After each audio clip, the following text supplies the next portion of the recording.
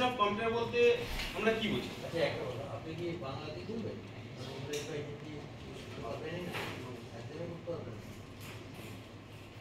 আপনার যেটা আছে এখানে জমা দিতে হবে, যেটা আপনি রেসিপিটা করবেন ওটা করতে এখানে জমা দিতে হবে। দুটো কপি করেছেন একটা? হ্যাঁ, আমি তো এখান থেকে 1 ঘন্টা আমরা দেখবো পড়ালেন সেটা একটা দিতে হবে।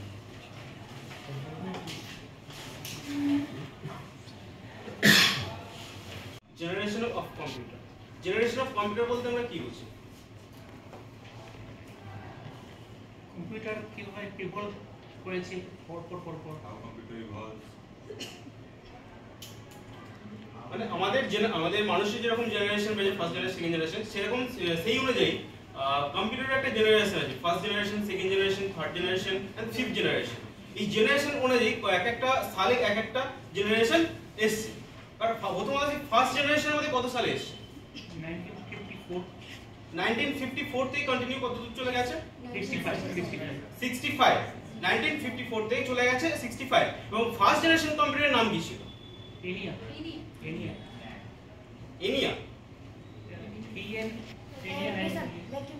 Vacuum, right. First generation computer নাম ছিল ভ্যাকিউম টিউব। এবং এই কম্পিউটার কি আবিষ্কার করেছিলেন? Charles Babbage. সেম দ্যাট আমরা আছে second generation computer. Second generation computer কত সালে আবিষ্কার হয়েছিল? কত সালে আবিষ্কার হয়েছিল? 1965 টু 1974। এবং এই সেকেন্ড জেনারেশন কম্পিউটারের নামটা কি ছিল? সেকেন্ড জেনারেশন কম্পিউটারের নেম কি ছিল?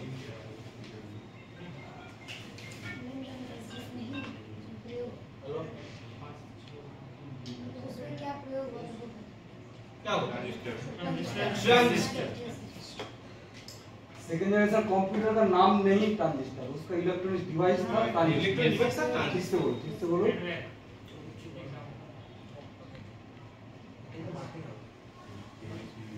और थर्ड जनरेशन कंप्यूटर का नेम क्या था और कितना साल में हुआ था?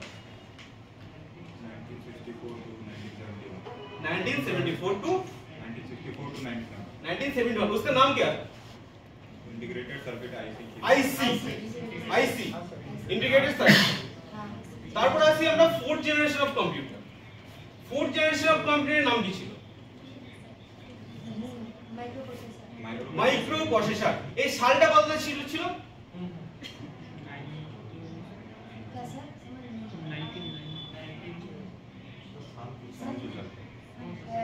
इसका ईयर कितना साल हुआ था? ये फोर्थ जनरेशन 1971 टू प्रेजेंट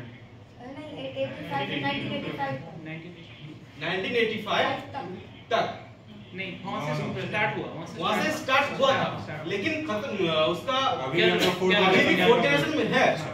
अब धीरे धीरे हम लोग 5 जनरेशन में जा रहे हैं। उस 5 जनरेशन का नाम क्या है? AI। हम लोग जानते हैं AI, आर्टिफिशियल इंटेलिजेंस। ये जो कंप्यूटर होता है ना, एक computer, what is computer? Computer काके बोले? कंप्यूटर ইলেকট্রনিক ডিভাইস,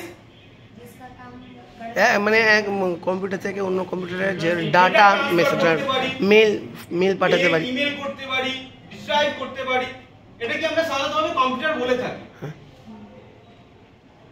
বাট কম্পিউটারের নানা রকম পার্টস থাকে, যেমন কম্পিউটার হচ্ছে আউটপুট ইনপুট ডিভাইস, এই পার্টগুলো আছে ইনপুট আউটপুট ডিভাইস। আমরা সাধারণত ইনপুট ডিভাইস বলতে কি বুঝি?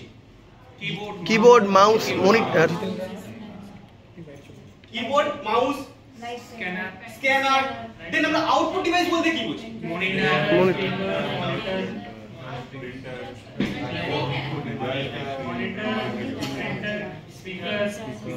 স্পিকার, মনিটর, প্রিন্টার আর প্রজেক্টর। কারো যদি এর মধ্যে কোনো কোশ্চেন থাকে করতে পারো।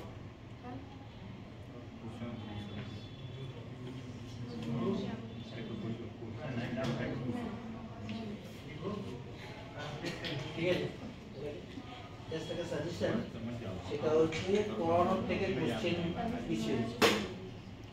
আপনি পড়াচ্ছেন না কোশ্চেন করছেন?